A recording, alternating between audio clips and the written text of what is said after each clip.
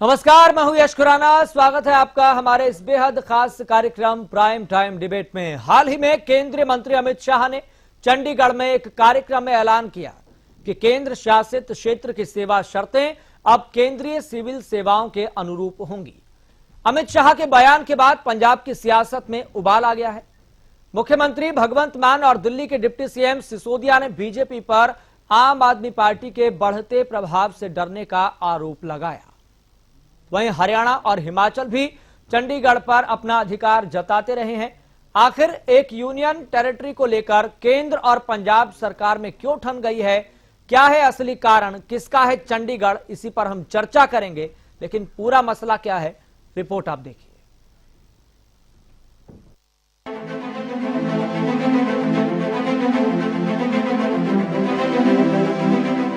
चंडीगढ़ को लेकर एक बार फिर सियासत का दौर शुरू हो गया है। इस केंद्र शासित प्रदेश पर अधिकार की जंग को लेकर केंद्र और पंजाब सरकार में ठन गई है, तो वहीं हरियाणा और हिमाचल सरकार भी इस पर अपने हिस्से को लेकर दावा करती रही है। हाल ही में केंद्रीय मंत्री अमित शाह ने चंडीगढ़ में एक कार्यक्रम में ऐलान किया कि केंद्र शासित क्षेत्र की सेवा शर्तें अब केंद्रीय सिविल सेवाओं के अनुरूप होंगी। इसके मुताबिक चंडीगढ़ के सरकारी कर्मचारी केंद्रीय सेवा नियम के दायरे में आएंगे। प्रशासन के सभी कर्मचारियों को एक शुभ समाचार भी देना चाहता हूं कि आज से चंडीगढ़ प्रशासन के सभी कर्मचारियों की सेवा की शर्तों को केंद्रीय सिविल सेवाओं के साथ जोड़ने का निर्णय कांग्रेस सरकार ने। वहीं पंजाब के सीएम भगवंत मान ने शाह के इस फैसले पर कड़ा पलटवार किया और कहा कि चंडीगढ़ पर जायज दावे को लेकर पंजाब सख्ती से लड़ेगा। केंद्र का ये कदम पंजाब पुनर्गठन अधिनियम 1966 के खिलाफ है। वहीं दिल्ली के डिप्टी सीएम मनीष सिसोदिया भी इसे लेकर बीजेपी पर हमलावर हैं। उन्होंने कहा कि आम आदमी पार्टी के बढ़ते पद चिन्हों से बीजेपी डर गई है। अमित शाह ने यह फैसला कांग्रेस राज में नहीं लिया था। अकाली दल ने भी केंद्र के इस फैसले की आलोचना की है। उधर हिमाचल प्रदेश सुप्रीम कोर्ट के फैसले का हवाला देते हुए चंडीगढ़ की जमीन पर 7.19% दावा होने की बात कहता आया है और हरियाणा भी चंडीगढ़ को अंबाला का हिस्सा बताता रहा है। सियासी पंडित इसे पंजाब विधानसभा में आम आदमी पार्टी की जीत और चंडीगढ़ नगर निगम में बढ़ती आम आदमी पार्टी की धमक से जोड़कर देख रहे हैं। तो वहीं बीजेपी पंजाब में पांव जमाने में कोई कसर नहीं छोड़ना चाहती। केंद्र के इस कदम का पंजाब की सियासत पर कितना असर पड़ेगा, ये तो भविष्य ही बताएगा। लेकिन इससे पंजाब के राजनीतिक गलियारों का सियासी पारा तो बढ़ ही गया है। हरियाणा न्यूज के लिए सुशील सिंह की रिपोर्ट।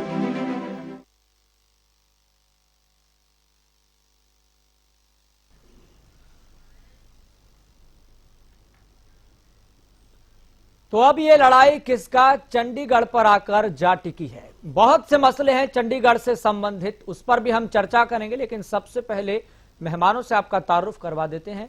आपको बता दें कि हमारे साथ बीजेपी की प्रवक्ता वंदना पोपली जुड़ गई है। वंदना जी, आपका बहुत बहुत शुक्रिया इस खास कार्यक्रम में जुड़ने के लिए। प्रोफेसर सुभाष सप्रा राजनीतिक विश्लेषक हैं, स्टूडियो में मौजूद हैं। सर, आपका बहुत बहुत शुक्रिया इस खास कार्यक्रम में जुड़ने के लिए। जेजेपी प्रवक्ता भाग सिंह भी हमारे साथ जुड़ गए हैं। सर, आपका बहुत बहुत शुक्रिया इस खास कार्यक्रम में जुड़ने के लिए। और अब से कुछ देर बाद कांग्रेस प्रवक्ता सुरेश रोड भी हमारे साथ जुड़ेंगे, उनका भी स्वागत करेंगे। वंदना पोपली जी, चर्चा की शुरुआत में आपसे करना चाहूंगा, क्या भारतीय जनता पार्टी आम आदमी पार्टी से डर रही है क्या? ये आप किस आधार पर कह रहे हैं?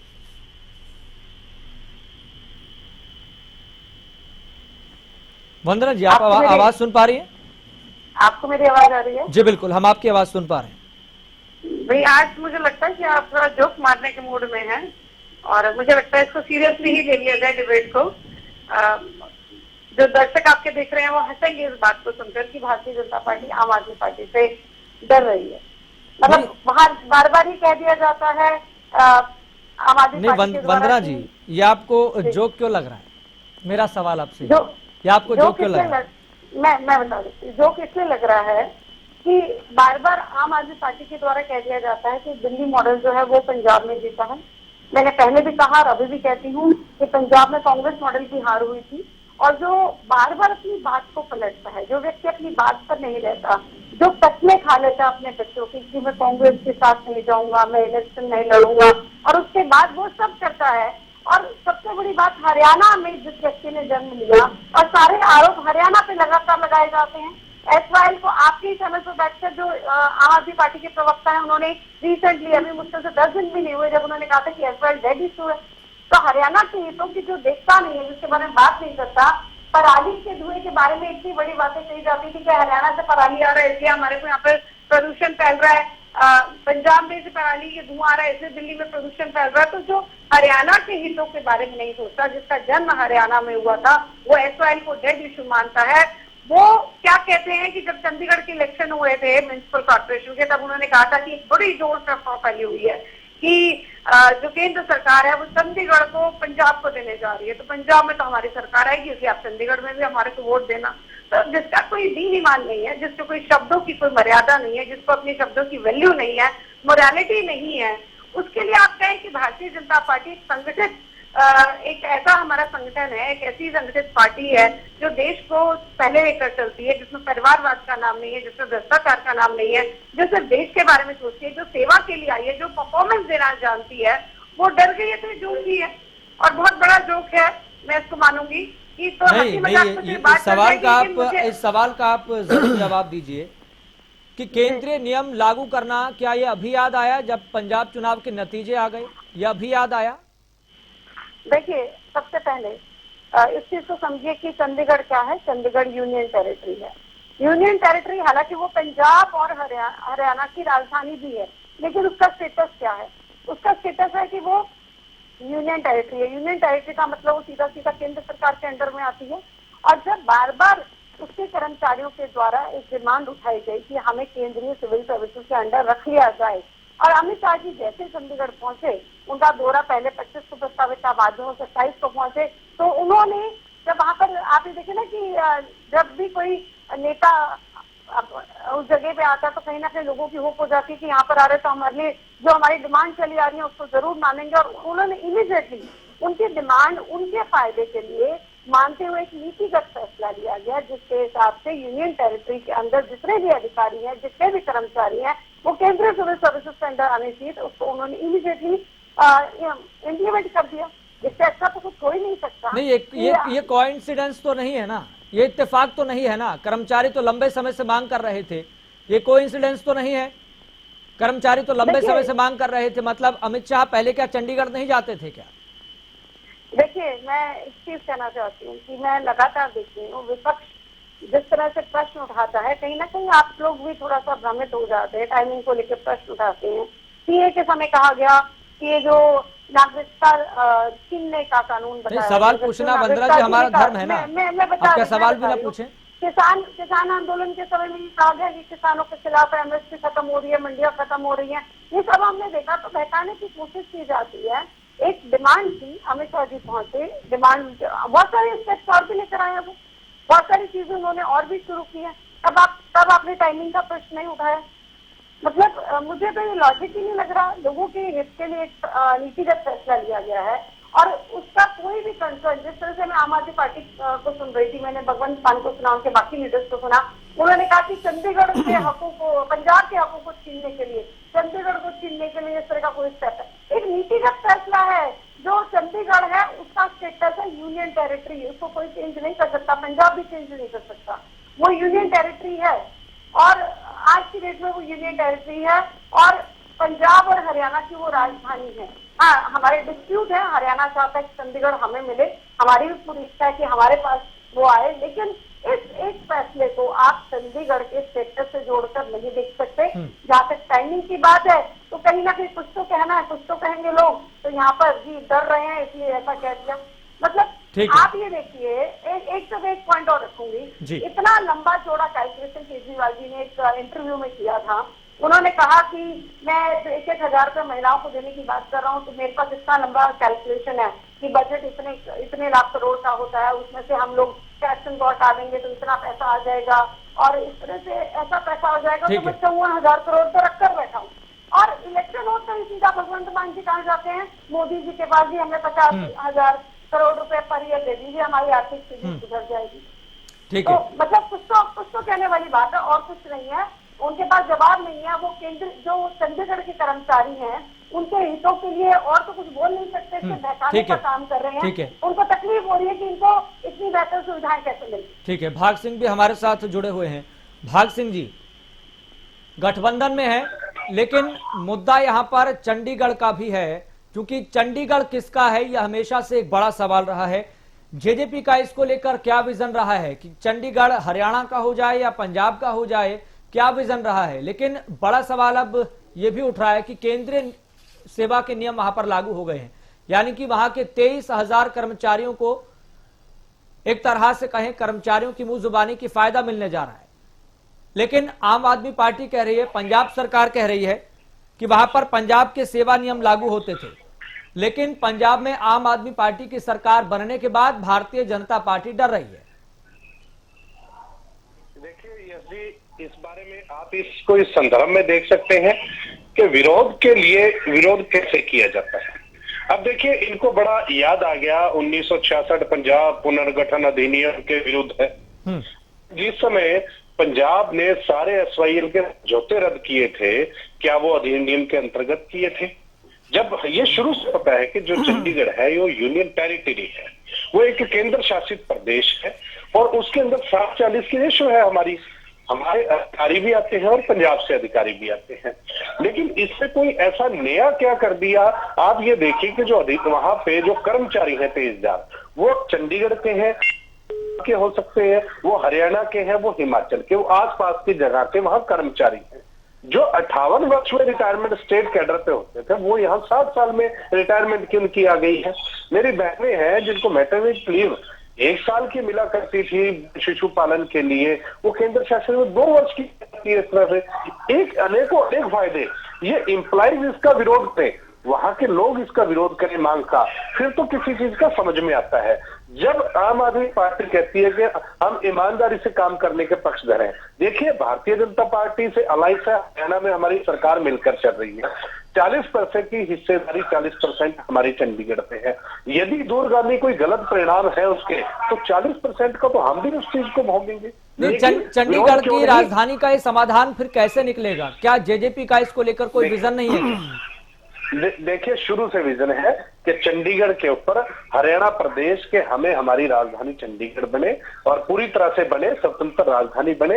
इस मांग को ना कभी पहले छोड़ा ना आज छोड़ने की बात है। हमारा स्टैंड चंडीगढ़ के ऊपर पूरा है, लेकिन अगर इस पे नियम के तौर पर कर्मचारियों को कोई लाभ मिलता है वहां का, तो मैं नहीं समझता कि किसी तरह का। और हाँ, इसके संदर्भ में आगे कि प्रदेश स्तर पर क्या नुकसान हो सकते हैं, इसके क्या लाभ हो सकते हैं, आप इसके एक बार पास होकर सारा प्रारूप पटल पे आने दीजिए। उसके बाद यदि कहीं कमी दिखती है, मुझे नहीं लगता अभी तक का जो प्रारूप सामने आया है, लेकिन यदि कहीं प्रदेश के हितों पर, प्रदेश हित पर कहीं इस चीज की कहीं दिक्कत आती है, तो हमारे अलायंस के साथ ही है। हम दिल्ली में इस चीज के बारे में लेकिन पंजाब सरकार कह रही है, लेकिन पंजाब सरकार कह रही है ये अधिकारों की लड़ाई है और इस अधिकारों की लड़ाई में पंजाब सरकार अपना पक्ष रख के रहेगी, इस लड़ाई को जीत कर रहेगी।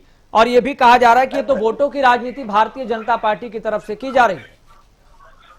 आज पंजाब में आम आदमी पार्टी आज सत्ता में है, ये दिल्ली में और हरियाणा प्रदेश में एसवाईएल के लिए बैठकर कैसे दे आएंगे? आज केजरीवाल दिल्ली में बैठे हैं, अगर वोट की राजनीति नहीं करते देश के तो आज लेकर आइए ना पंजाब में, उनको कहिए कि ये सारी चीजें पास कर कर हमारे हरियाणा का जो अपने भाई का हक है वो मत मारिए। इनकी दोगलापन भी दिख जाएगा। हरियाणा प्रदेश में तो आकर कहते हैं किसी तरह से पानी हम लेकर रहेंगे और वहां पे कहते थे किसी सूरत में पानी नहीं देंगे। तो ये राजनीति की ये वोटों की करते हैं। हमने जो क्लियर है हमारा कि इसके जो दूरगामी परिणाम है, इसके ऊपर पूरा विजन है, पूरा एक्सरसाइज किया है, लेकिन फिर भी अगर कहीं इसके ऊपर कमी दिखाई देती है, मैं ऑन एयर आपके चैनल पर कहता हूं कि माननीय उप मुख्यमंत्री जी और हमारी पार्टी इस चीज का जो कहीं यदि परिणाम में कहीं हमें लगता है कि इस तरह की प्रॉब्लम प्रदेश के हित पे आ सकती है, तो हम उसके लिए दिल्ली बैठकर अपने अलायंस के सदस्यों से बैठकर उस पर चर्चा भी करेंगे, जिस प्रकार से पहले कई विषयों पर चर्चा हुई है और हमेशा सकारात्मक परिणाम सामने आए हैं। लेकिन आज की तारीख में यदि आप बात करें कि चंडीगढ़ प्रदेश के अंदर कोई भी कर्मचारी, चाहे वो पंजाब का, हरियाणा का, इस फैसले से खुश है, इस फैसले के अंदर अपना विश्वास व्यक्त कर रहा है, उन्हें हर चीज की सहूलियत केंद्र के स्तर पर मिल रही है जो पूरे भारतवर्ष पे लागू है। तो इस चीज के लिए मुझे नहीं लगता कि ये तो सिर्फ विरोध के लिए विरोध करने की बात है आम आदमी पार्टी के लिए, और इसके अंदर उनके विरोध के अलावा इसमें मुझे कुछ ज्यादा नहीं दिखता। ठीक है, हमारे साथ कांग्रेस प्रवक्ता सुरेश रोड भी जुड़ गए हैं। सुरेश रोड जी, आपका भी बहुत बहुत स्वागत है इस खास चर्चा में जुड़ने के लिए। सुरेश जी, आप हमारी आवाज सुन पा रहे हैं?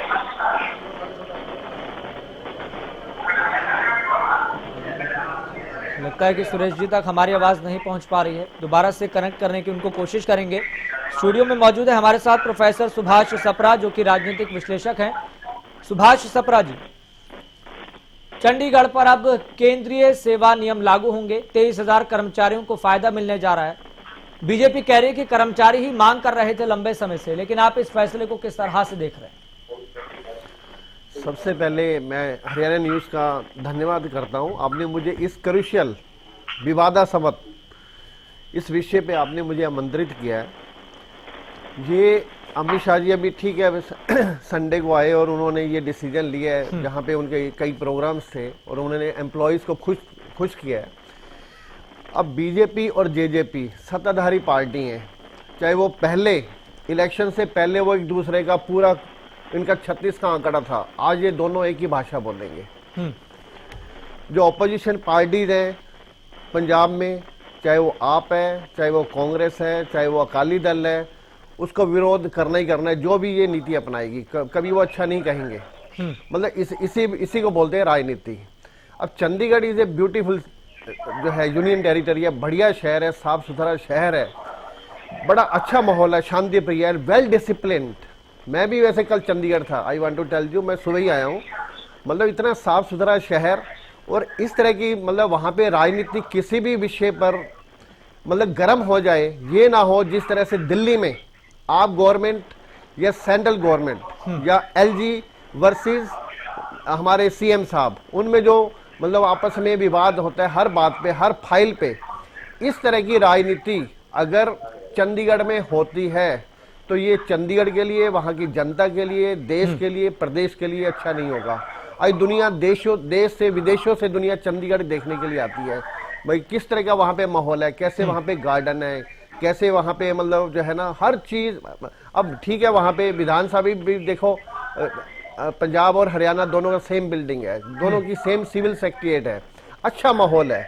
और ये भी अब मैडम बीजेपी या जेजेपी ये कह रहे हैं इससे हमारी सुविधाएं बढ़ेंगी, क्योंकि इनको ये भाषा तो बोलनी है। लेकिन पंजाब सरकार ये कह रही है ना कि चंडीगढ़ पर पंजाब के अधिकारों को छीनने का काम किया जा रहा है। पंजाब सरकार तो ये कह रही है कि चंडीगढ़ पर जो पंजाब के अधिकार थे उसे केंद्र सरकार हथिया रही है, छीन रही है। चंडीगढ़ पर चाहे वो हिमाचल हो, चाहे पंजाब हो, चाहे हरियाणा हो, ये पहले से ही इन्होंने अपना क्लेम करते रहे हैं। और 1966 में जब इसका पुनर्गठन जो अधिनियम बना, उससे पहले भी इनका विवाद चलता रहा। ये अभी पीछे राजीव लोंगोवाल जो समझौता हुआ 1985, उसमें ये कहा गया जी जो चंडीगढ़ है वो पंजाब को दे दिया जाए और हरियाणा 10 साल में अपनी राजधानी जो है उसको बना लेगा। ये चंडीगढ़ पे राजनीति हमेशा चलती रही है। वो मुद्दा भी बहुत गर्मा गर्म हुआ।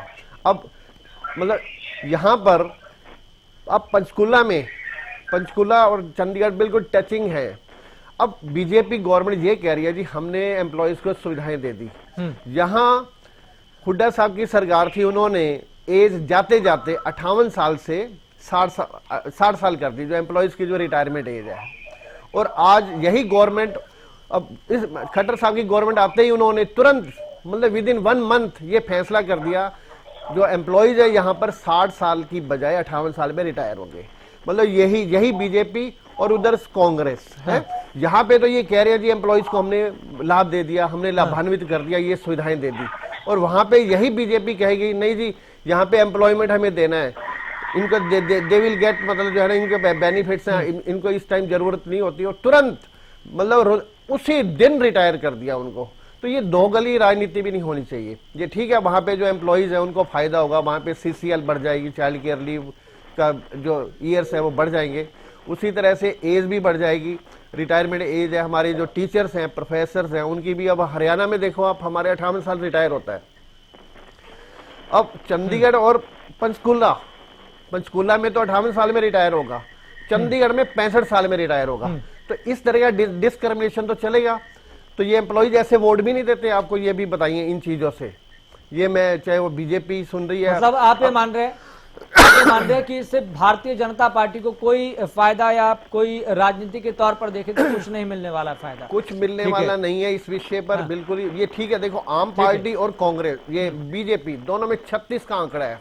कोई भी अगर ये नीति बनाएंगे उसका विरोध तो आपने करना ही करना है, जबकि बीजेपी और कांग्रेस में इतना विरोध नहीं होता। ठीक है प्रोफेसर साहब, ठीक है, मैं आपके पास लौटूंगा। हमारे साथ कांग्रेस प्रवक्ता सुरेश रोड भी लगातार जुड़े हुए हैं। सुरेश रोड जी, आप आवाज सुन पा रहे हैं हमारी? जी सुरेश रोड जी, केंद्रीय सेवा नियम अब चंडीगढ़ के चंडीगढ़ शहर में अब लागू होने जा रहे हैं। कर्मचारियों को फायदा मिलेगा, 23,000 कर्मचारी हैं जी। लेकिन कांग्रेस इसे किस तरह से देख रही है? हालांकि पंजाब सरकार कह रही है कि चंडीगढ़ पर पंजाब के अधिकारों को छीनने का काम कर रही है केंद्र सरकार। पार्टी के लिए राष्ट्र पहले है, राष्ट्रीयता पहले है, लोकतंत्र और संविधान पहले है, देश की एकता और अखंडता पहले है, जिसके लिए हमारे आदरणीय नेता श्री राजीव गांधी जी, इंदिरा जी ने अपनी जान तक दी। बात या डिबेट कोई कर्मचारियों के लाभ और हानि पर नहीं हो रही, जैसे मैं अपने से पूर्व प्रवक्ताओं को और पैनल को भी सुन पा रहा था। बात यह है कि केंद्र सरकार ने पंजाब से, एक शक्तिशाली प्रदेश जो पूरे इंडिया को अनाज के मामले में आत्मनिर्भर करता है और जो सीमाओं पर सुरक्षा की जिम्मेदारी भी बखूबी निभाता है, ऐसे प्रदेश को जिसको हम प्रथम प्रदेश कह सकते हैं भारतवर्ष का, उस प्रदेश को लोकतांत्रिक ढांचे को उस पंजाब प्रदेश के कमजोर करने की कोशिश की है। और कांग्रेस पार्टी की तरफ से मुझे कहने में कोई संकोच नहीं है कि आज के माननीय प्रधानमंत्री श्री नरेंद्र मोदी जी जब कभी गुजरात प्रदेश के मुख्यमंत्री हुआ करते थे तो हमारी कांग्रेस की सरकार केंद्र में हुआ करती थी, तो बार बार मुख्यमंत्रियों का सम्मेलन हो या किसी भी विषय पे माननीय प्रधानमंत्री या केंद्र सरकार कभी मुख्यमंत्रियों को कोई बैठक के जरिए आयोजन करती थी या उनसे रूबरू होती थी, तो श्री नरेंद्र मोदी जी की आपको पुरानी वीडियो रिकॉर्ड, डिबेट, अखबारों में कटिंग क्लिप्स मिल जाएंगी। तो वो हमेशा राज्यों को स्वायत्तता देने की बात करते थे। जो अधिकार कांग्रेस सरकार ने या संविधान के द्वारा पहले से दिए गए हैं, 1947 के समय से 1950 संविधान लागू होने के समय से, नरेंद्र मोदी जी कहते थे कि राज्यों के अधिकार कम हैं और केंद्र सरकार को राज्यों को और अधिकार देने चाहिए। आज कांग्रेस पार्टी की तरफ से मैं यही पूछना चाहता हूं बीजेपी से, ये कोई राज्य सरकार का या जेजेपी का या आप पार्टी का मसला नहीं है, इसमें केंद्र सरकार और खुद नरेंद्र मोदी कटघरे में है, वो राज्यों के अधिकारों का हनन कर रही है। अपने आप में एक सक्षम लोकतंत्र का जो प्रतीक बनकर इस देश के लोकतंत्र की खूबसूरती दुनिया में बढ़ाते थे, उन राज्यों के लोकतंत्र की पांव में जड़ें काटने का काम किया गया है नरेंद्र मोदी की सरकार के द्वारा। मतलब आप भी ये मान रहे हैं, राजनीति आप भी ये मान रहे हैं पंजाब सरकार की तरह कि राज्यों के अधिकारों को छीनने की ये लड़ाई है, राज्यों के अधिकारों को छीना जा रहा है, आप ये कह रहे हैं? पंजाब सरकार से अलग एक बात और कहना चाहता हूं, जो पंजाब सरकार से कोई व्यक्ति नहीं बोलेगा आपको। मैं आपके चैनल के माध्यम से ये बात भी कहना चाहता हूं कांग्रेस पार्टी की तरफ से, ये आप और नरेंद्र मोदी की यानी बीजेपी की एक साजिश भी हो सकती है। पंजाब में जिस तरीके से इन्होंने राष्ट्रपिता महात्मा गांधी की कार्यालयों से तस्वीर को गायब किया, ये उस चीज को पब्लिक के दिमाग नहीं सुरेश जी, मुझे बात यहाँ पर समझ नहीं आती। बीजेपी के कांग्रेस को आम आदमी पार्टी को बीजेपी की बी टीम क्यों कहती है? ये इसीलिए बी टीम है। ऐसा आपको क्यों लगता है? एक तरफ आप कह रहे हैं कि राज्यों के अधिकारों को छीना जा रहा है, दूसरी तरफ आप कह रहे हैं कि आम आदमी पार्टी और बीजेपी की ये साजिश है, ये विरोधाभास कैसे सर? ये मैं समझना चाहता हूं। नहीं है, विरोधाभास मेरे प्यारे मित्र, विरोधाभास तब होता अगर मैं ये कहता कि नरेंद्र मोदी जी केजरीवाल के या भगवंत मान के अधिकारों को छीनने जा रहे हैं, तब आप बोलते कि विरोधाभास है। मैंने कहा ये पंजाब सरकार के लोकतांत्रिक अधिकारों का हनन कर रहे हैं। एक स्टेट के अधिकार छीनना और एक कठपुतली राजनीतिज्ञों के अधिकार छीनना, दोनों बातों में बहुत फर्क होता है। मैंने ये कहा है कि गांधी जी की तस्वीर को गायब करके बीजेपी और आरएसएस के एजेंडे को जिस तरीके से हरे भरे प्रदेश पंजाब में लागू किया गया, उस चीज को पब्लिक के दिमाग में बिठाने के लिए ये जानबूझ के आपका अपना वो एक मतभेद दिखाने की कोशिश भी हो सकती है, क्योंकि गांधी जी की तस्वीर का हटाना बहुत बड़ी एक साजिश है जो इनका वर्षों से ये जिस लड़ाई को लड़ते हैं गोडसे के समय से, उस कार्य प्रणाली को जो इन्होंने लागू कराया सरकार के द्वारा।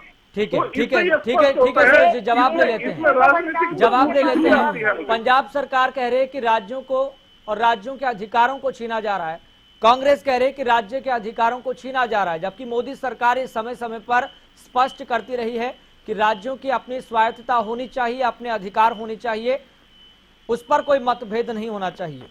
वंदना पोपली जी, अब ये बात राज्यों के अधिकारों की लड़ाई तक जा पहुंची है। पंजाब सरकार भी ये कह रही है कि जो पंजाब के अधिकार है उसको छीना जा रहा है। सुरेश रोड जी कह रहे हैं कि राज्यों के अधिकारों की ये लड़ाई है। देखिए यश सुनाना जी, मुझे ऐसा लगता है कि जो कांग्रेस के प्रवक्ता हैं उनको थोड़ी जानकारी कम है, इसलिए वो बात को घुमा रहे हैं, कहीं पर जाते हैं।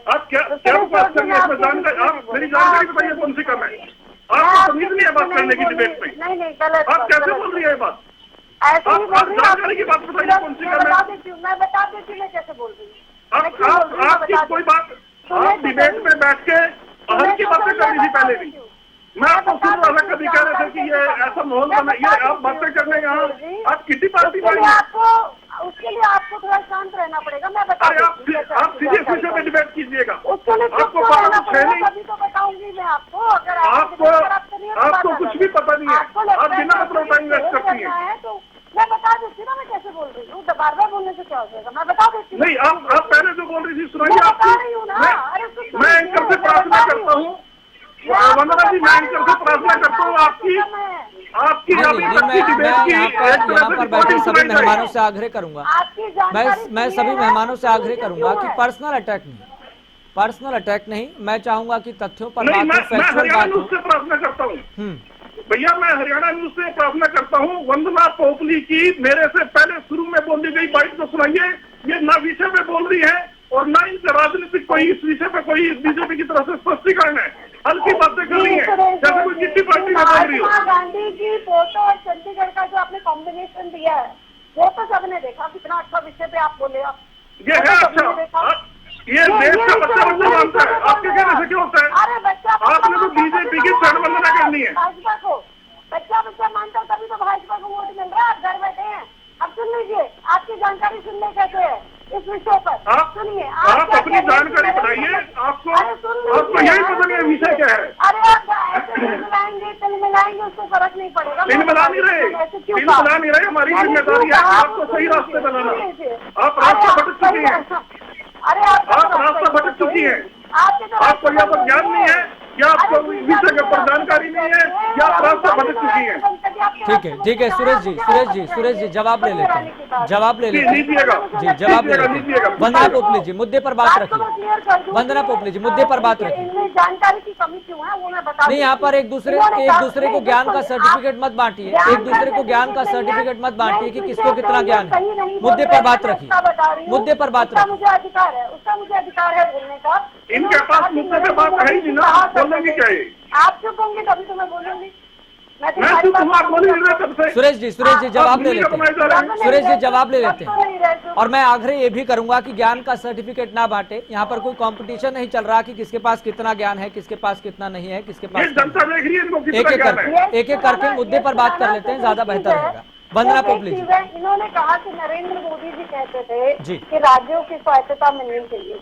मुझे लगता है कि इनको या तो मालूम नहीं है, इससे कोई ज्ञान का सर्टिफिकेट नहीं है, लेकिन इस विषय पर इनको मालूम होना चाहिए कि हम यहाँ पर यूनियन टेरिटरी की बात कर रहे हैं, किसी राज्य के अधिकार नहीं गए हैं, हम यूनियन टेरिटरी की बात कर रहे हैं। और यूनियन टेरिटरी तो देखो इस बात में ये एक दिन में जवाब देना चाहूंगा, ये पुराना ऐसे बीच में नहीं बोल रहा, मैं बात करके बात कर रहा हूँ। ऐसे डिबेट सुरेश जी, देखिए एक एक करके अगर चर्चा होगी तो दर्शक भी बेहतर तरीके से सुन पाएंगे। यूनियन टेरिटरी की बात हो रही है तो मैं क्यों ना अपनी बात को रखूं? आपको सुनना पड़ेगा इस बात को। आपकी बारी में आपको यही पता है यूनियन टेरिटरी क्या है?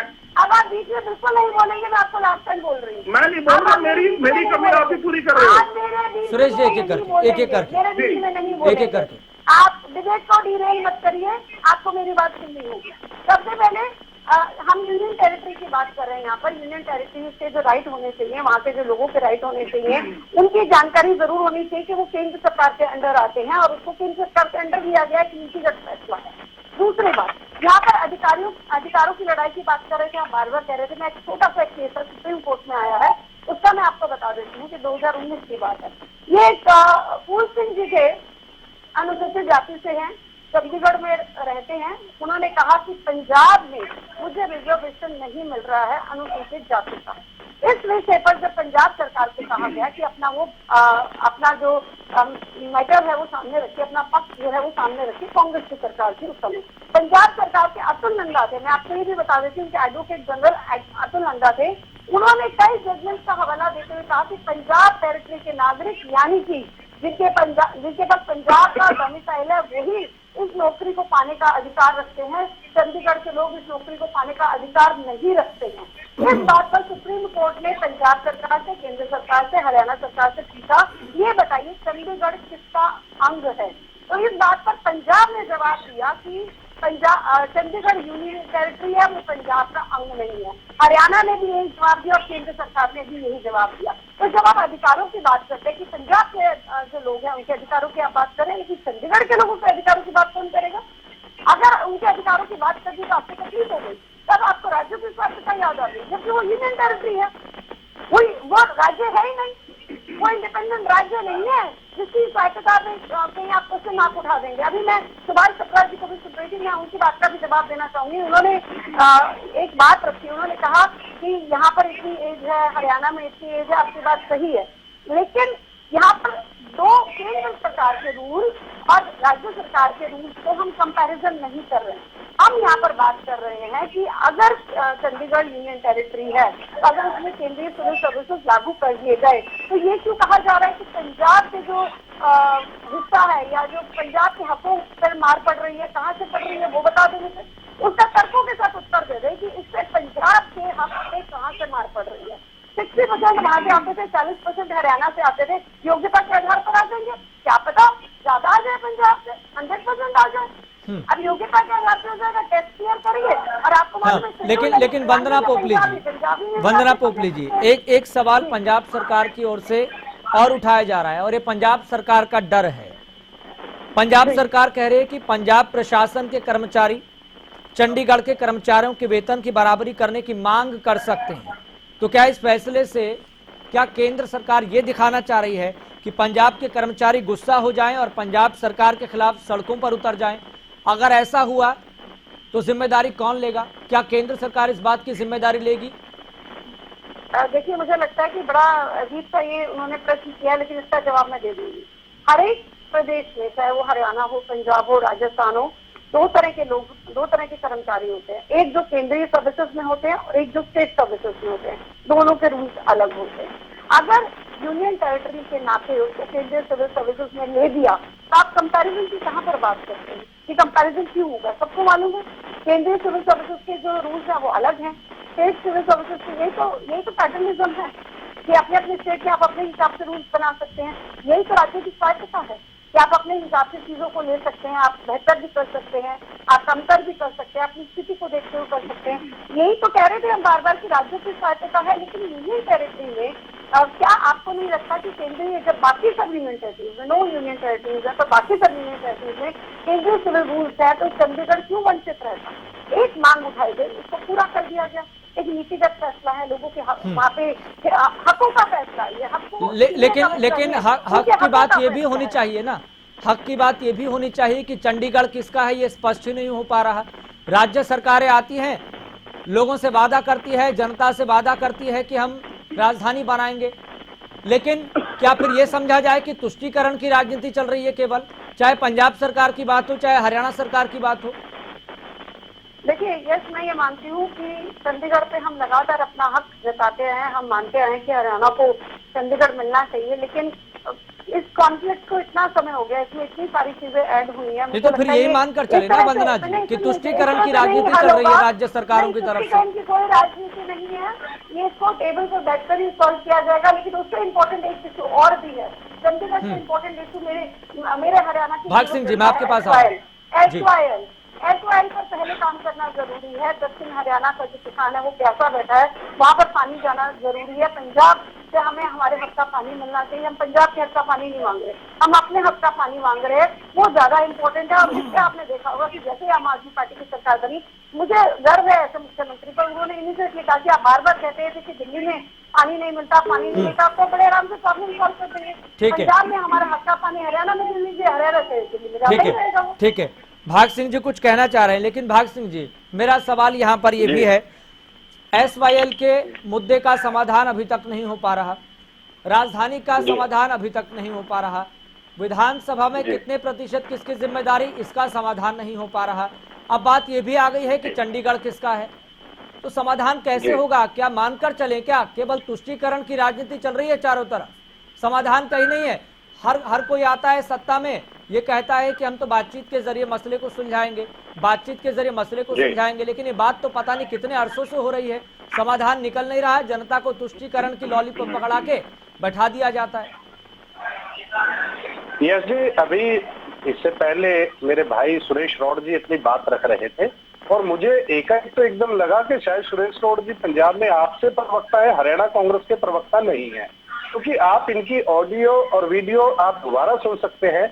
इन्होंने अपने पूरे समय के अंदर एक बार भी हरियाणा के हिस्से का जिक्र नहीं किया, सिर्फ पंजाब सरकार का जिक्र करते रहे। पंजाब सरकार की इन्होंने बात की, 40% जो हमारी हिस्सेदारी 60-40 की जो रेशो थी, उसके ऊपर इन्होंने एक वक्तव्य भी हरियाणा की तरफ से नहीं बोला। तो ये आप समझ सकते हैं कि कांग्रेस और आप एक दूसरे की पूर्ति कर रही है यहाँ पर बैठकर। आपका प्रवक्ता नहीं है और कांग्रेस प्रवक्ता ने पंजाब की जिम्मेवारी संभालकर पंजाब के विषय में ही बात की, हरियाणा के विषय में बात नहीं की। उससे पहले जो हमारे राजनीतिक विदेशी है सुरेश जी, शायद उन्होंने एक बात कही कि जिस प्रकार दिल्ली में कुठारघात, अरे भाई कैसा हो सकता है ये? हरियाणा विधानसभा अपने आप में ऑटोनमस बॉडी है, पंजाब विधानसभा अपने आप में ऑटोनमस बॉडी है, वहां पर वो फैसले लिए जाते हैं। प्रदेश के हित के फैसले लेने के लिए आज आम आदमी पार्टी के उस पंजाब में बहुमत है, चंडीगढ़ में बैठ के जो हित फैसले लेंगे कौन रोकेगा इन्हें वहां? ये तो आज पहली बार नहीं, ये शुरू से ही यूनियन टेरिटरी प्रदेश है।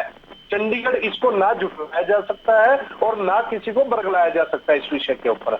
यदि केंद्र ने अपने शासित जिस क्षेत्र में केंद्र का शासन है, केंद्र जो प्रदेश है, यदि केंद्र की कोई नियमावली उस पर लागू की जाती है, तो मेरा मानना है कि इस प्रकार का जिस प्रकार का ये लोग हो हल्ला कर रही है, ये सिर्फ एक राजनीतिक विरोध के तहत, विरोध करने के लिए विरोध के तहत किया जा रहा है। इसमें सच्चाई कहीं भी नहीं है। आज हम जो बात मेरी बहन वंदना ने भी की थी कि हरियाणा को उस पानी की जरूरत है, आम आदमी के लोग हरियाणा के हर, लेकिन सर SYL की तरफ थे, आज सारे बात कर रहे हैं, लेकिन टकराव खत्म कैसे होगा इस पर कोई बात नहीं कर रहा। भले आम आदमी पार्टी की विचारधारा अलग है, भारतीय जनता पार्टी की विचारधारा अलग है, कांग्रेस की विचारधारा अलग है। बात विचारधारा नहीं है साहब, तुरंत साहब आम आदमी पार्टी के लोग हर जगह बात करते थे, हम कहते हैं हमें हमारा हिस्सा चाहिए, हमें 1 लीटर भी फालतू नहीं चाहिए, हम अपना हिस्से की बात करते हैं। आज आम आदमी पार्टी के हरियाणा से अगर बात कीजिए ना दिल्ली में, क्योंकि भगवंत मान जी भी दिल्ली से चलेंगे और हरियाणा वाला भी दिल्ली से चल रही है, वहां भी केजरीवाल जी का, यहाँ भी आज बैठकर इस मसले का हल आज हरियाणा चाहते हैं। ये आम आदमी पार्टी राजनीतिक किस प्रकार से प्रदेश के साथ छल कर रही है। पंजाब में कहती है पानी नहीं देंगे और हरियाणा में कहती है पानी लेकर रहेंगे, तो केजरीवाल दिल्ली से चलाता है, एक साइड पे आपको पानी पंजाब छोड़ने के लिए तैयार बैठा है। एक बार कहते हैं यदि इनकी नीयत होगी, लेकिन इनकी नीयत हरियाणा के हितों के लिए कभी नहीं। हरियाणा के हित ना आम आदमी पार्टी ने पहले सोचे थे, ना ये कभी आज सोच सकती है, लेकिन इन मुद्दों के ऊपर प्रदेश की जनता को बरगलाकर आज उन एम्प्लॉय से पूछिए आप ऑन एयर चैनल पे जाकर, आज जो जिनके लिए नियम बना है, जिनको केंद्र शासित ने, जिनको अधिकारियों के ऊपर लागू की है केंद्र की जो सर्विसेज की नियमावली है, आप उनसे पूछिए जाकर कि आप इस निर्णय से खुश हैं, दुखी हैं। लेकिन मैंने एक बात कही, आज प्राइमा फेसी के ठीक अंदर है। कहीं कमी नहीं आ रही, लेकिन यदि फिर भी ठीक है। अधिकार के ऊपर टकराव है तो हम इस बारे बैठकर भी बात करेंगे। ठीक है, लेकिन सर हकीकत यही है कि इस टकराव का समाधान नहीं निकल पा रहा, यह हकीकत है। नहीं निकलेगा, नहीं, टकराव का समाधान नहीं निकल पा रहा। भले ही जब पंजाब में अकाली और बीजेपी साथ थी तब भी इसका समाधान नहीं निकल पा रहा। होगा तो समाधान करेंगे ना। आज की डेट में कोई नहीं, टेबल टॉक की बात तो की जा रही है कि टेबल टॉक के जरिए समाधान निकलेगा, लेकिन टेबल टॉक कब होगी इसका कोई अता पता नहीं है। सुरेश जी साहब इसमें कमी निकाल कर, इसमें कमी निकाल कर आइए, इसमें कमी निकालिए, हम बैठेंगे इस बारे में। सुरेश जी कुछ कहना चाह रहे हैं? सुरेश देखिए, जी मैं पहले जेजेपी के साथी की बात जो बाद में आई थी उसी का जवाब पहले करूंगा। इन्होंने कहा उन्होंने हरियाणा के विषय में बात नहीं की। कांग्रेस पार्टी गंजे को कंधा बांटने का काम नहीं करती। नरेंद्र मोदी जी के सामने मनोहर लाल खट्टर जी क्या पक्ष रखेंगे? हमें तो पोल खोलनी है, ये मुझे गुमराह करके अपनी बात मेरे मुंह से बुलवाना चाह रहे हैं।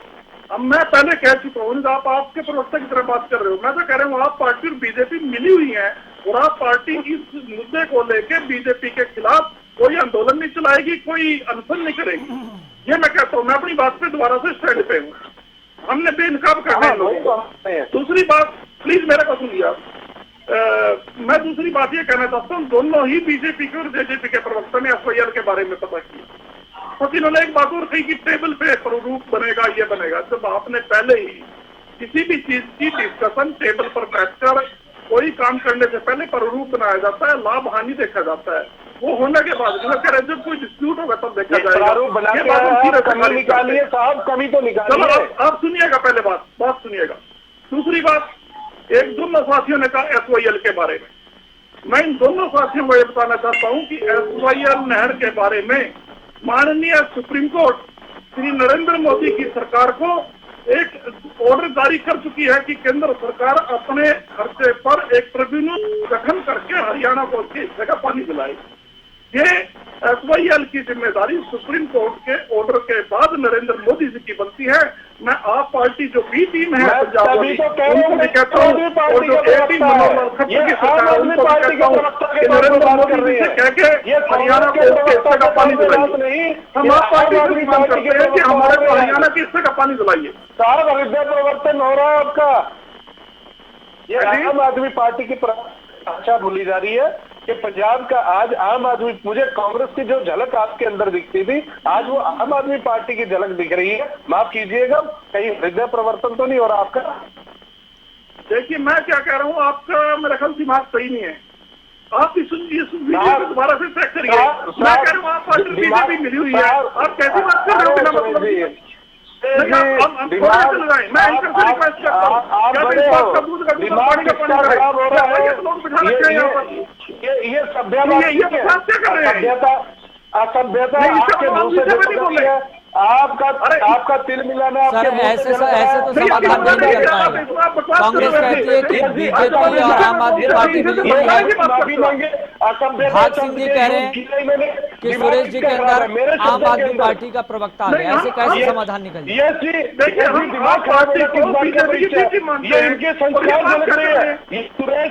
भाग सिंह जी एक एक करके, भाग सिंह जी मैं आपसे आग्रह कर रहा हूँ, मैं सभी से आग्रह कर रहा हूँ कि एक एक करके, जबकि एक बात रख रहा है तो दूसरे सभी को सुनना चाहिए। एक एक करके संस्कार, जिस प्रकार से संस्कार झलक रहे हैं, दिमाग खराब होने की, मैं आपको ये शब्द नहीं कह सकता।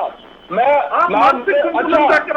भाग सिंह जी देखिए एक एक करके, देखिए जी एक एक करके, भाग सिंह जी देखिए एक एक करके। यहाँ पर हम पता नहीं कौन कौन से सर्टिफिकेट बांट रहे हैं। कोई कह रहा है किसी के पास ज्ञान नहीं है, कोई कह रहा है कि आपका हृदय परिवर्तन हो रहा है। चैनल में बिठाना है, असभ्य लोग चैनल में बैठेंगे जिन्हें बोलने की कल्चर और संस्कृति नहीं है इनकी, ये कभी दिमागी भाग सिंह जी सर्टिफिकेट बांटने से काम नहीं चलेगा। काम चलेगा टकराव का, सभ्यता काम चलेगा, टकराव हो रहा है तो समाधान। कल्चर सिखाएगा क्या? भाग सिंह जी मैं आपसे आग्रह कर रहा हूँ एक एक करके, मैं सभी से आग्रह कर रहा हूँ, अगर अपनी बात रखी तो एक एक करके, एक एक करके। भाग सिंह जी दिमाग खराब, ये कहना मुझे भी आता है, मुझे भी आता है, भाग सिंह जी लेकिन मुझे भी ये कहना आता है कि दिमाग खराब और दिमागी संतुलन, लेकिन मेरे संस्कार अलाउ नहीं करते, आपके संस्कार अलाउ करते हैं। 20 बार कहिए, ये जनता देख रही है कि आपकी शब्दावली में किसी के प्रति कितना सम्मान ठीक है, जनता तय कर लेगी।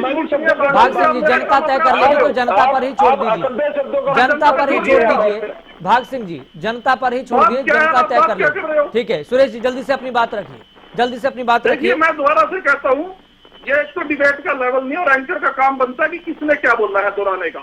नहीं सर, मैं सर्टिफिकेट बांट नहीं सकता, मैं सर्टिफिकेट बांट नहीं सकता सर आपकी तरह कि किसी के पास ज्ञान नहीं है, कोई कह रहा है कि दिमागी संतुलन हिल गया, मैं ऐसे सर्टिफिकेट नहीं बांट सकता। मैं चाहता हूं कि मुद्दे पर बात हो। मैं आपसे ये कह रहा हूं कि अगर किसी ने जो चीज बोली है उसको आप दोहरा के कह सकते हो कि किसने क्या कहा है। मैं अपने नहीं, मैं तो आग्रह कर सकता हूँ ना, मैं तो आग्रह कर सकता हूँ, मैं तो आग्रह कर सकता हूँ ना, मैं तो आग्रह कर रहा हूँ कि यहाँ पर एक दूसरे को सर्टिफिकेट ना बांटे।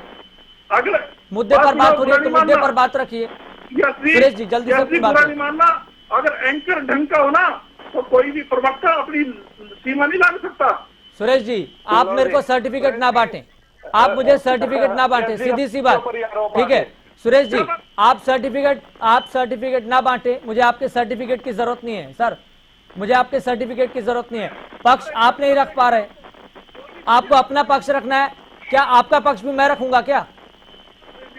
नहीं, आप सर्टिफिकेट मत बांटिए सर, मुझे आपके सर्टिफिकेट की जरूरत नहीं है।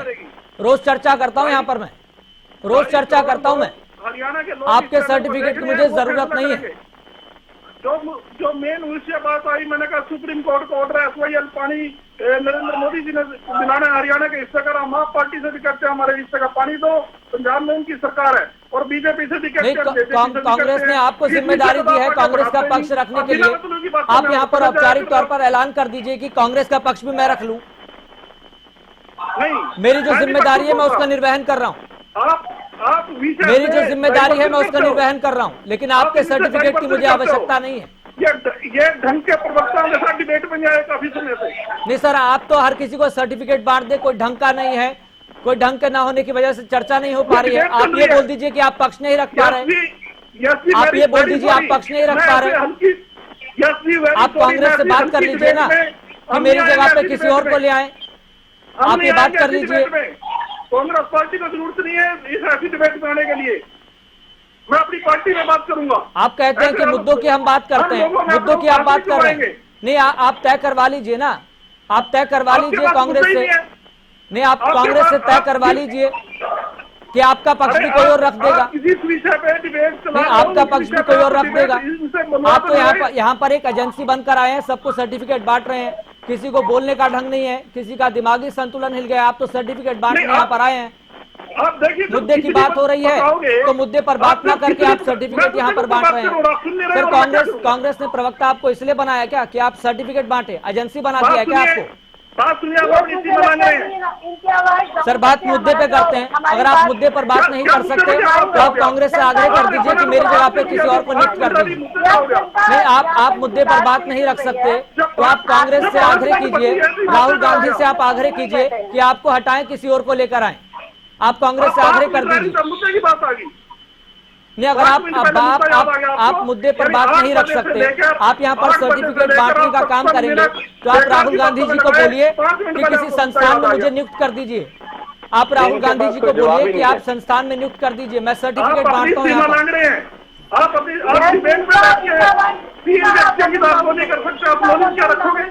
नहीं, आप राहुल गांधी जी को बोल दीजिए, आप राहुल गांधी जी को बोल दीजिए कि मैं सर्टिफिकेट बांटने में बहुत अच्छा हूँ, मुझे संस्थान में नियुक्त कर दिया जाए। आप अपनी लिमिट क्रॉस कर रहे हैं। आप ये डिबेट को ये पब्लिक देख नहीं, आप यहाँ पर आके सर्टिफिकेट बांट लेंगे, कौन स्वीकार करेगा? वो बताएंगे। नहीं, आप यहाँ पर सर्टिफिकेट बांटेंगे, कौन स्वीकार लेगा? किसी को आप कह रहे हैं कि दिमागी संतुलन हिल गया है। आपने तो कैमले गांव में भी ये दिखा दिया कि किसानों ठीक है, आप यहाँ पर तय करके आए कि मुद्दे की बात नहीं करनी। ठीक है, आप यहाँ पर तय करके आए हैं, मंशा साफ तौर पे दिख रही है। वंदना पोपली जी, जल्दी से अपनी बात रखें। देखिए, मैंने पहले ही कहा था कि इनका कॉन्सेप्ट क्लियर नहीं है और मैंने कोई गलत बात नहीं कही थी। आपने कहा ज्ञान पे मत कहिए, लेकिन ये मुद्दे पे बात नहीं करेंगे। अब इन्होंने SYL पर बात करी, शायद ये भूल गए जब पंजाब का घोषणा पत्र लागू हुआ था तो उस समय रणदीप सुरजेवाला जी वहीं पर थे और उस घोषणा पत्र के ऊपर क्या लिखा था? पंजाब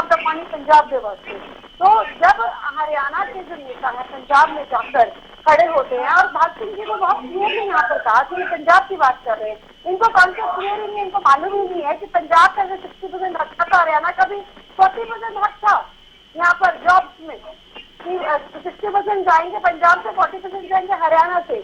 लेकिन यहाँ पर हम चंडीगढ़ के कर्मचारियों की भलाई को देखते हुए हम ये मानते हैं कि स्टेप बहुत अच्छा है, लेकिन इन्होंने सिर्फ पंजाब की बात करी, इन्होंने हरियाणा की बात नहीं करी, तो इनके पास कोई जवाब नहीं है। तो कभी बोल रहे कि आम आदमी पार्टी और बीजेपी एक है, कभी दिमाग खराब बता रहे, कभी कुछ और बता रहे हैं। इन्होंने तो आपको भी नहीं छोड़ा, एंकर पर भी प्रश्न उठा रहे हैं, इनका कॉन्सेप्ट ही क्लियर नहीं है। सबसे बड़ी बात ये है, और ये कहीं ना कहीं जो इनकी जमीन की स्थिति है, इनका अपने नेता क्या बोलते हैं, कुलदीप पक्ष ने बहुत क्लियर ने कहा कि कुर्सी पर बैठने की बजाय जमीन पर काम करना चाहिए। वो राहुल गांधी पर प्रश्न उठा रहे हैं कि पोडियम में बैठ के जो तुम मीटिंग कर रहे हो राहुल गांधी की कोठी पर, सभी जो नेता गए थे, उसकी बजाय जमीन पे काम करो। और कुलदीप शर्मा कहते हैं कि एक और मुख्यमंत्री बना है करनाल में, और किसके लिए बोल रहे हैं, अपने ही नेता के लिए बोल रहे हैं। ठीक है, उनकी अपनी लड़ाई खत्म होती नहीं है, यहाँ पर भी ये लड़ाई दिखाने की कोशिश करते हैं। हम चाहते हैं कि जनता के सामने मुद्दे की बात पहुंचे, और मैं लगातार इस बात को कह रही हूँ कि यूनिक टेरिटरी है चंडीगढ़, और चंडीगढ़ यूनिक टेरिटरी के हिसाब से इनको तो मैं इग्नोर कर देती हूँ जो बोल रहे हैं मेरे को। ठीक है वंदना पोपली जी, मैं आपके पास लौटूंगा। हमारे साथ प्रोफेसर सुभाष सप्रा भी लगातार जुड़े हुए हैं, राजनीतिक विश्लेषक हैं। प्रोफेसर साहब, लोकतंत्र में परिभाषा है जहां पर संघीय ढांचे में राज्य सरकारें और केंद्र सरकार है, लेकिन राज्य सरकारों का जहां पर अगर केंद्र में सरकार उस विचारधारा की नहीं होती है तो टकराव की स्थिति पैदा हो जाती है, और लंबे समय से देखने को मिल रहा है। पंजाब का सबसे बड़ा उदाहरण है, छत्तीसगढ़ का उदाहरण है, और जहां जहां पर विपक्ष की सरकारें हैं वो सबसे बड़ा एक एग्जाम्पल है। लेकिन ये संघीय ढांचे में इस तरह की व्यवस्था और इस तरह का टकराव कितना फायदेमंद है? घातक ही है, जाहिर सी बात है। अभी मैंने शुरू में यही बोला है, Chandigarh is a beautiful city, बहुत बढ़िया शहर है, साफ सुथरा शहर है। और अभी हमने डिबेट में भी देखा है, पॉलिटिकल जो पार्टीज की डिबेट चल रही है हमारे साथ, चाहे वो घर पे बैठे हुए आराम से, चाहे वो एसी में बैठे हुए हों, वहां भी ये बैठे बैठे आपस में लड़ रहे हैं। और उसी तरह से एलजी साहब दिल्ली में कोई भी फाइल चलाते हैं, जरा सा नोटिफाई करते हैं, और सीएम केजरीवाल साहब बाहर जाके धरने पे बैठ जाते हैं, चीफ मिनिस्टर धरने पे बैठ जाते हैं। अगर यही हाल जैसे डिबेट में हो रहा है, और यही उन्होंने चंडीगढ़ में ये कर दिया डिफरेंट पार्टीज ने, क्योंकि वहां पे सर्विस रूल पहले पंजाब के थे, अब सारे जो भी नोटिफिकेशन सेंट्रल गवर्नमेंट करेगी सारे वही वहां पे लागू होंगे। अब जहां तक अभी मैडम वंदना पोपली जी बता रही हैं, भाई सप्रा जी ये कह रहे थे, मैं आपको बताता हूं, अमित शाह जी भाषण दे रहे थे रविवार को, जहां पे इन्होंने ये डिक्लेयर किया भाई यहाँ पे सेंट्रल सर्विसेज रूल लागू होंगे, और वो गिना रहे थे जहां जी जो टीचर्स की जो शिक्षक है वहां पे पहले 58 में रिटायर होते थे, अब 65 में होते थे। वहां आपको चिंता है, हरियाणा में भी आपको बीजेपी की सरकार है, यहां तो आप 60 से 58 साल करते हैं, मतलब वहां पे तो आप नारा लगा रहे हैं एम्प्लॉइज को हम खुश कर रहे हैं, और यहां पे आप 65 क्यों नहीं करते? पंचकुला और चंडीगढ़ कितनी दूर है?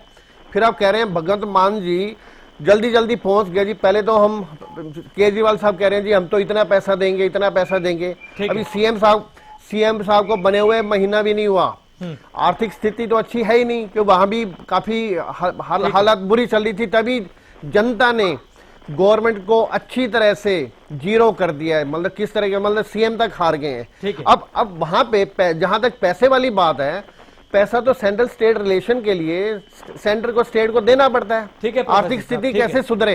हाँ जी। नंबर 2, वहां अगर वो मैनिफेस्टो पूरा नहीं करेंगे केजरीवाल साहब, तो जनता उनको 92 से हो सकता है जीरो पे ले आए अगली बार। हाँ जी, ऐसा तो वो कर देगी। तो इसलिए हम सिर्फ यही निवेदन करते हैं पॉलिटिकल पार्टी से, यही निवेदन करते हैं भाई प्रिय सारे आपस में बैठ के टेबल पे करें और उसका समाधान हो सकता है। ठीक है सर, बहुत बहुत शुक्रिया सभी मेहमानों का इस खास कार्यक्रम में जुड़ने के लिए। तो यहाँ पर देखा यह जा रहा है कि मसले तो बहुत सारे हैं लेकिन समाधान नहीं निकल पा रहा है, इसलिए आज परिस्थितियां ये है जो कह रहे हैं कि टेबल टॉक कीजिए, विचारधाराओं को साइड में रखकर, इतर रखकर, तभी समाधान निकल सकता है। फिलहाल मुझे दीजिए इजाजत, लगातार आप देखते रहें हरियाणा न्यूज।